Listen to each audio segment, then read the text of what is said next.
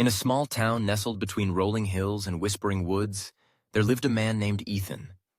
His life had once been vibrant, filled with laughter and dreams of becoming a writer. But that all changed one fateful night when a reckless decision led to a tragic accident. One moment of poor judgment shattered his world, leaving him with the weight of guilt and the haunting memories of what could have been. Ethan had been driving home from a party, the music blaring in his ears, laughter echoing in his mind. He felt invincible, young and free, but in a split second, everything changed. A flash of headlights, a screech of tires, and then darkness. When he awoke, he found himself in a hospital bed, surrounded by sterile white walls and the smell of antiseptic. The news hit him like a punch to the gut. He had been responsible for the death of his best friend, Jake. The trial that followed was a blur of emotions. Guilt, shame, and despair consumed him as he listened to the testimonies of those who loved Jake. The judge delivered the sentence: a year in prison, followed by probation. It was a harsh punishment, but Ethan felt he deserved it. He had taken a life, and nothing could ever atone for that. Prison was a dark place, a stark contrast to the life he had known. Each day felt like an eternity, filled with regret and self-loathing. He spent his time writing, pouring his heart into pages that would never see the light of day. His only solace came from the occasional letters from his family, urging him to forgive himself and start anew. But how could he? He had destroyed a family, a friendship, and his own future. When the day of his release finally arrived, Ethan stepped out into the sunlight, blinking against the brightness. The world felt foreign, as if he had been reborn into a life he no longer recognized. He was free, yet the chains of his past clung to him like a heavy shroud. As he walked through the town, memories flooded back. Jake's laughter, their late-night talks, the dreams they had shared. The ache in his chest grew sharper with each step. Determined to make amends, Ethan sought out the families affected by his actions. He started with Jake's parents, who had been shattered by their loss. The meeting was agonizing. He sat across from them, feeling their pain radiate like a heat wave. They were kind but distant, their grief palpable. Ethan apologized, tears streaming down his face as he spoke of his remorse. They listened, but their eyes held a mixture of anger and sorrow. They had lost everything, and he was just a reminder of their pain. Days turned into weeks as Ethan tried to rebuild his life. He found a job at a local bookstore, surrounded by the stories that had once inspired him. The smell of ink and paper brought him comfort, but the weight of his past lingered. He began to write again, documenting his journey of redemption, hoping that one day he could share his story with others who had stumbled. But the path to forgiveness was not straightforward. He faced judgment from the townsfolk, whispers following him like shadows. "There goes the man who killed Jake," they would say, their voices laced with disdain. Ethan learned to ignore them, focusing instead on his work and the few friendships he attempted to forge.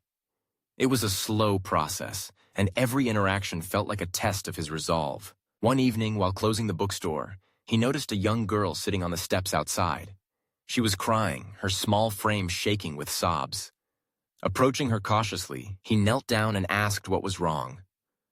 She looked up, her tear-streaked face a mirror of vulnerability. "I lost my dog," she whispered, her voice barely audible. Ethan's heart ached for her. He remembered the days when he had played with Jake's dog, the joy it had brought them. "Let's find him together," he said, a spark of determination igniting within him. They searched the neighborhood, calling the dog's name, and after what felt like hours, they found him hiding under a bush, tail wagging furiously. The girl's face lit up with joy, and for a moment, Ethan felt the warmth of connection, a fleeting glimpse of hope. As weeks passed, Ethan continued to volunteer at the local community center, helping troubled youth find their footing. He shared his story with them, not as a tale of woe, but as a lesson in resilience. He encouraged them to learn from their mistakes, to understand that life was not about perfection, but about growth. In doing so, he began to heal, slowly piecing together the fragments of his shattered self. However, the shadows of his past were never far behind. One evening, while working late at the bookstore, he received a call from an unknown number. His heart raced as he answered, only to hear a familiar voice on the other end. Jake's sister, Mia. She had been silent since the trial, her grief a heavy cloak that had enveloped her since that night. Mia, he breathed, the name tasting bittersweet on his tongue. I want to meet, she said, her voice steady but laced with pain. We need to talk. The meeting was set for a small cafe on the outskirts of town. As Ethan arrived, his heart pounded in his chest, anxiety clawing at him. What could she possibly want to say? Would she unleash her anger? Would she blame him for everything? When he saw her, sitting at a corner table, he felt a rush of emotions. Mia looked so much like Jake, her eyes a mirror of the brother he had lost. She gestured for him to sit, her expression unreadable. The silence between them was thick with unspoken words, the air heavy with tension. I don't know why I agreed to this, she finally said, her voice trembling. Part of me wants to scream at you for what you did. You took him away from us. Ethan nodded, tears pooling in his eyes.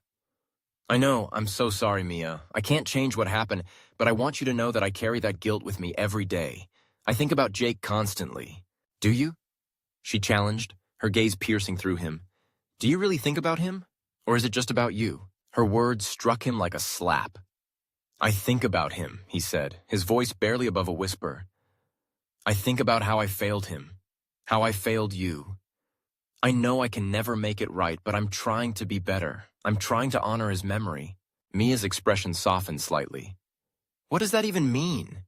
You think you can just change overnight? That you can be forgiven? Sai fiikis. Ethan took a deep breath, gathering his thoughts. I don't expect forgiveness. I don't deserve it, but I want to show you that I'm not the same person I was.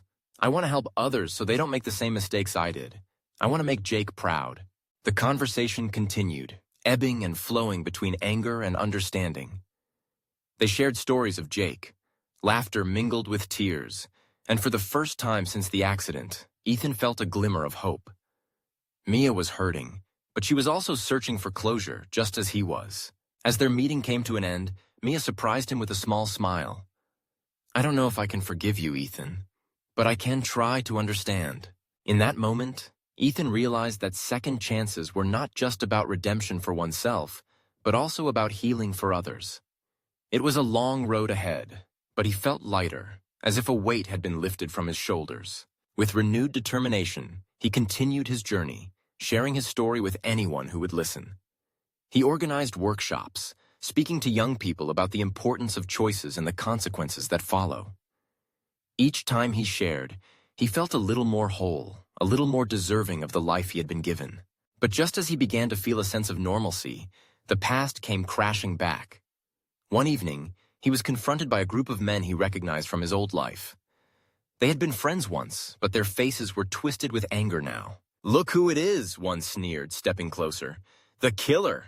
You think you can just waltz back into town and pretend like nothing happened? Ethan's heart raced, fear gripping him. I'm not pretending, he replied, trying to keep his voice steady. I'm trying to make things right. Make things right, another spat. You'll never make it right. You took our friend away. You don't get to play the hero now. The confrontation escalated, voices rising, fists clenching. Ethan felt the walls closing in, the weight of his past threatening to suffocate him. But just as he thought all hope was lost, a familiar voice rang out. Mia, wait! Ethan turned to see Mia rushing toward them, her face flushed with determination. Stop! You don't know what you're doing! The men hesitated, confusion flickering across their faces. What are you doing here, Mia? One asked, his tone shifting. I'm here to defend him, she said, standing tall. Ethan is trying to change. He's trying to honor Jake's memory, not erase it. You can't keep punishing him for a mistake he's already paying for. The tension hung in the air, thick and heavy. Ethan watched as Mia stood her ground, her presence a shield against the storm of anger. Slowly, the men backed down, their expressions softening as they processed her words. Whatever, one muttered, turning away. You don't know what it's like. As they left, Ethan felt a rush of gratitude toward Mia. She had stood up for him, defying the very anger that had consumed her. Thank you, he breathed, his voice trembling. Mia nodded, her expression a mix of exhaustion and relief. You're not alone in this, Ethan. Remember that. In the days that followed, Ethan found himself reflecting on the power of second chances. He realized that it wasn't just about forgiving oneself, it was also about allowing others to find their way back to the light. The journey was fraught with challenges, but with each step, he felt a little closer to the man he wanted to be. As time passed, the townsfolk began to see a change in him. They watched as he poured his heart into his work, as he mentored young people, and as he continued to honor Jake's memory in meaningful ways. Slowly, the whispers faded, replaced by nods of understanding and acceptance. One day, as he was closing the bookstore, he noticed a familiar face in the crowd. It was Mia, her smile radiant as she approached him. "I have something for you," she said, holding out a small notebook. Ethan took it, his heart racing. "What is it?"